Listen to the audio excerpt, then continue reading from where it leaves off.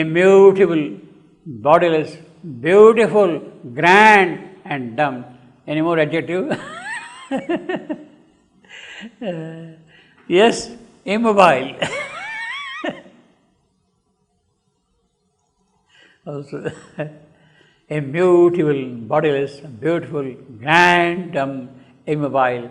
On its shining throne, it sits, that glory. Dumb, it receives his offering and his prayer. Yes, this is the prayer, it receives it. See, now you see here, shine, shine. Normally, in the common poetry, the occurrence of the same word so close to each other is taken as a blemish, as a flaw. But here, it doesn't appear to be so. In each place, it is more just. In his heart, it shines. You cannot change the shine to any other word. There are a number of words in English which can replace shine, which can glow. In his heart, it glows, rejected. You see, glows will not do. It has to be shine. Immobile on a shining throne. Again, glowing throne will not do. It has to be shining throne. You see. It says dumb. Again here, you have got dumb here, you have got dumb here. So the normal rules of prosody are not really applicable to the poetry of Savitri. Each word has to be perfect in its own place. Dumb, it receives his offering and his prayer. It has no voice. What is dumb? He is elaborating, no voice. It has no voice to answer to his call.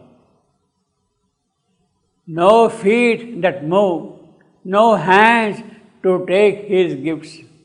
A statue of the nude idiom, so it stands like a statue. Virgin conception of a bodiless God. Its light stirs man, the thinker, to create an earthly semblance of diviner thing. Earthly semblance of diviner thing. An earthly semblance of diviner thing.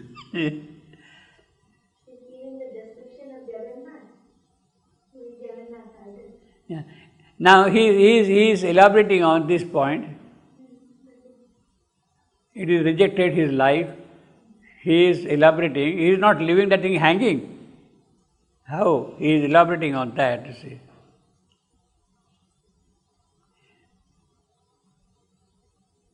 Because why it is rejected?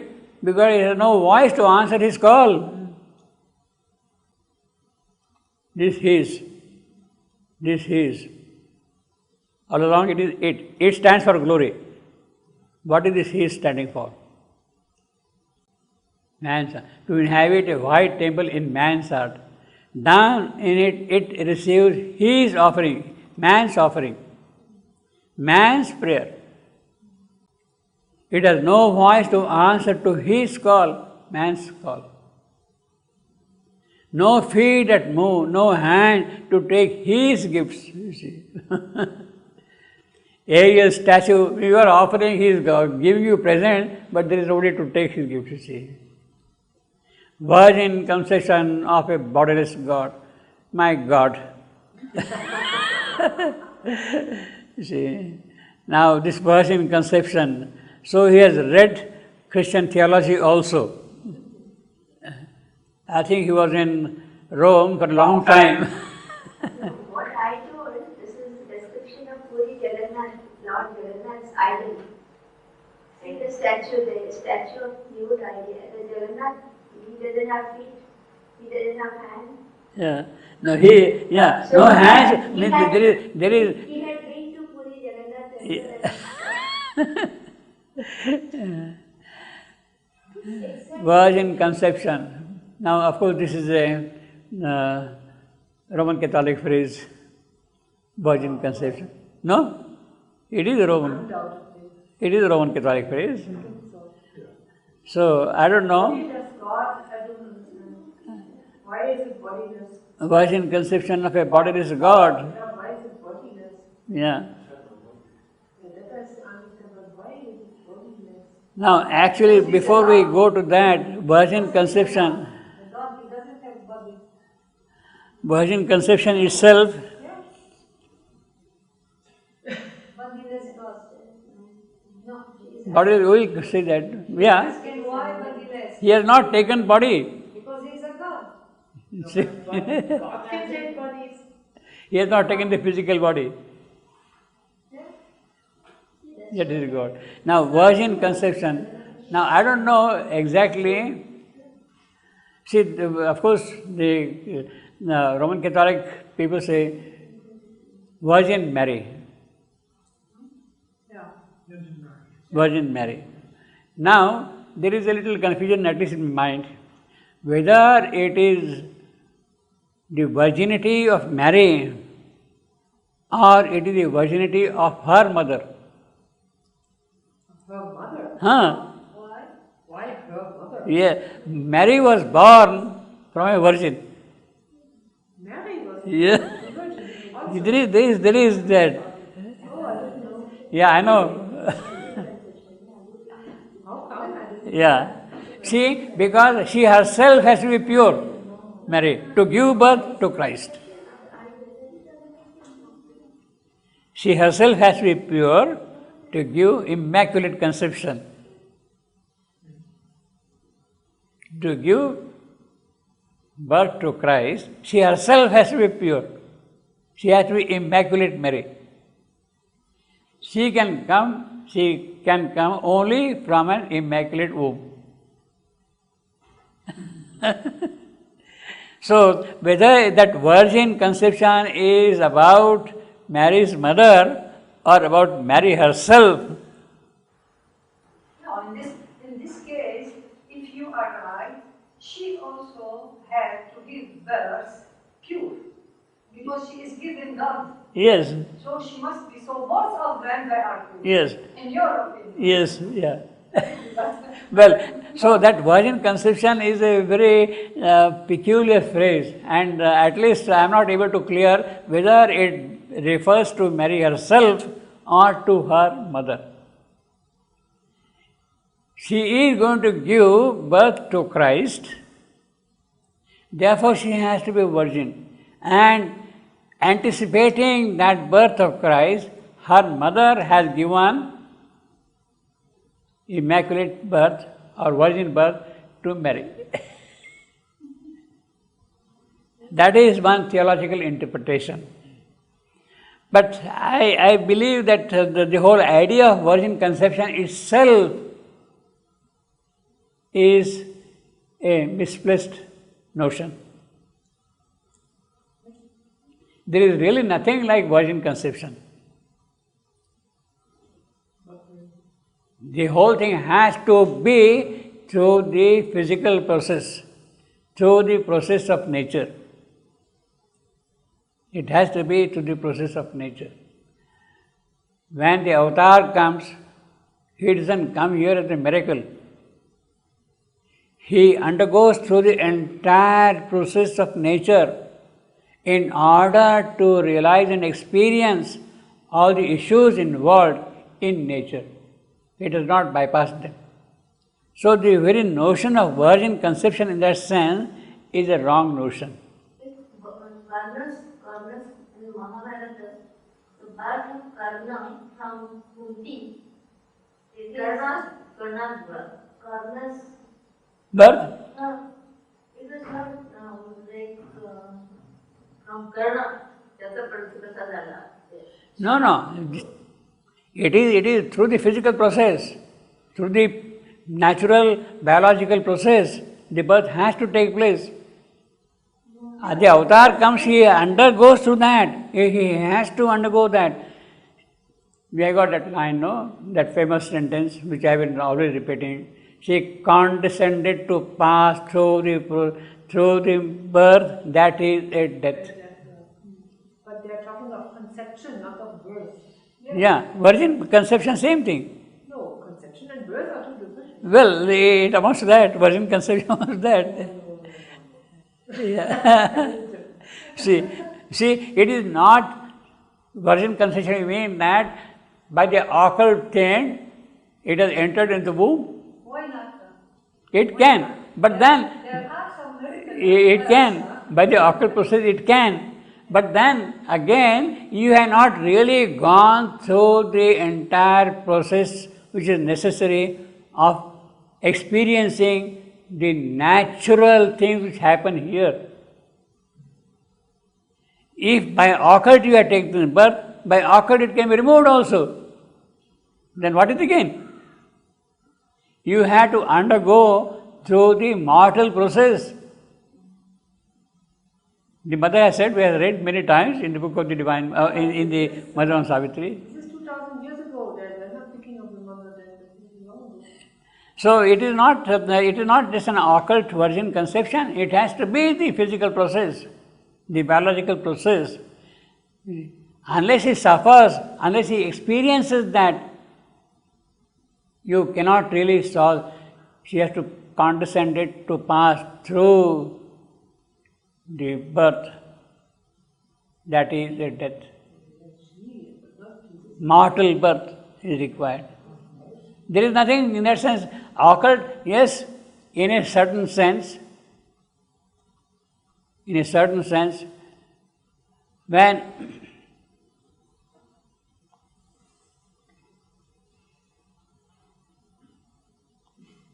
the divine goddess saw that things are not ready here for her feet, she went back. It means that her occult spiritual appearance here is not going to solve this problem. Savitri has to take the mortal birth. A worse desire compelled her mortal birth. 5.1. A worse desire compelled her mortal birth. It has to go through the process of mortal operations here, of nature here. But compelled her mortal birth, or as I said earlier, and Savitri too awoke among these tribes and rose to the brilliant summoner's chant. Now the summoner's chant, what does it say? She heard the call, the summoner's call. Savitri, you go now to the mortal world. You go now to the mortal world. That is the virgin conception.